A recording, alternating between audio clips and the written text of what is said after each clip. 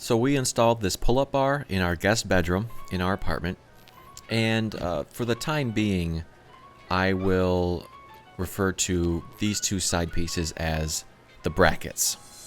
This took a lot of measuring. Here what I'm doing is measuring from an outlet over 16 inches to find the studs, and I would recommend putting this in studs, highly recommend. Here I'm using the nail technique to push through the drywall to find where the studs are. One thing you can count on is a stud being on one side or the other of an outlet in your house.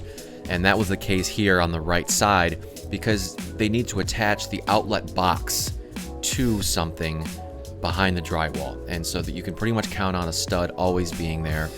And I measured from that stud to the left 16 inches to find the other stud. So here I'm measuring from the adjacent wall over to where I know the stud is, and then I'm carrying that measurement. I think it was 95 inches. I'm carrying that measurement up the wall because the studs run vertically. And I know if there's a stud at 95 inches at the base of the wall, that same stud is 95 inches from the adjacent wall if I go to head height or all the way to the ceiling. It's always going to be there. Here I'm measuring from that 95-inch mark now to the right 48 inches because the studs run 16, 32, 48 inches on center. So again, just confirming with that nail method, pounding the nail through the drywall to make sure the stud is there. Here we're trying to position the brackets up and down vertically. Just kind of put a mark on the wall there. Measure it, I think it was 59 inches. Bring it over to where the other one's going to be. Put a mark on the wall at 59 inches. Holding it back up here. This was crucial because we wanted it level, kind of right and left.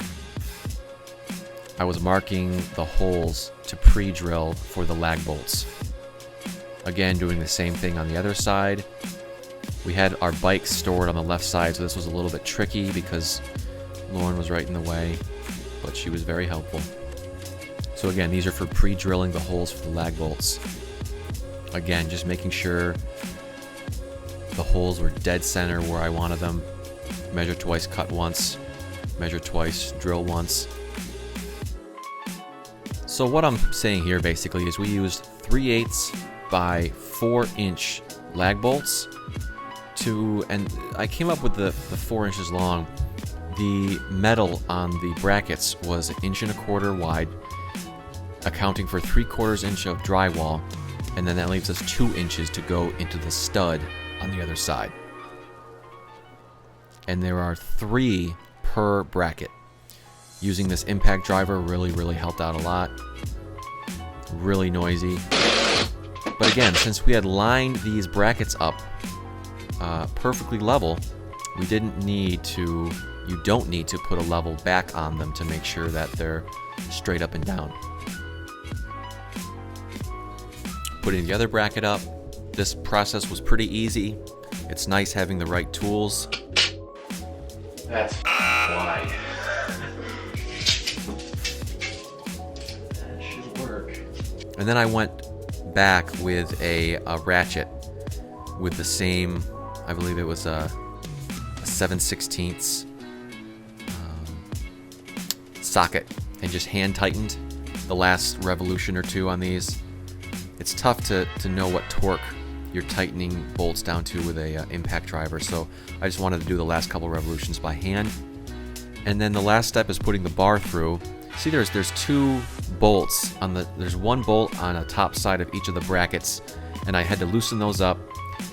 And then I went to the ratchet and just tighten those, just hand tight or a little bit more. Those aren't really a big deal.